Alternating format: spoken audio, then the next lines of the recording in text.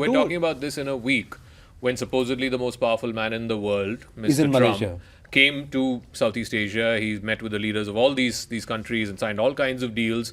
The moment he's left, ASEAN has renewed its free trade agreement with China. Why?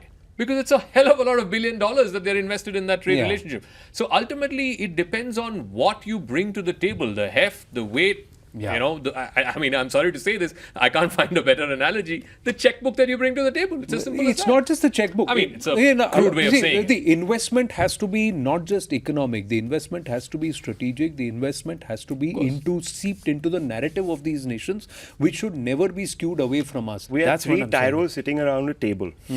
There are Mandarins who have spent 50 years sitting in South Bloc. Do you think it wouldn't have struck them?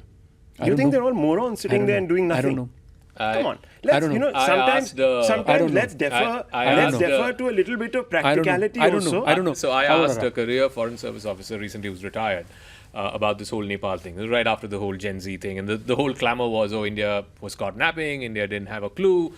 So he turned around very coolly and he said, okay, supposing we knew, what do you think we could have done? Exactly. So that was his answer. I'm just saying. I'm just saying what he said.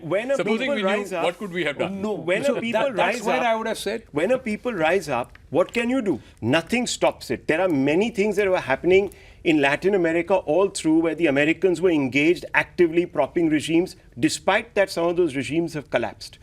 When a country makes up its mind to sort of strike and do what it has to, it will do it. Are you encouraging Gen Z protests? I'm not encouraging anybody. I'm just saying we don't have those conditions in our country. That's exactly what. We're open democracy. That's You sound exactly like what. certain politicians. We're a very beautiful democracy. We have the ballot that brought about social change in every generation, including Gen Z generation. Correct. As a nation, if you want to be seen strong, then those who are weak should remain weak, or they should not be allowed to flex their muscle in front of us. That's my point. That's all.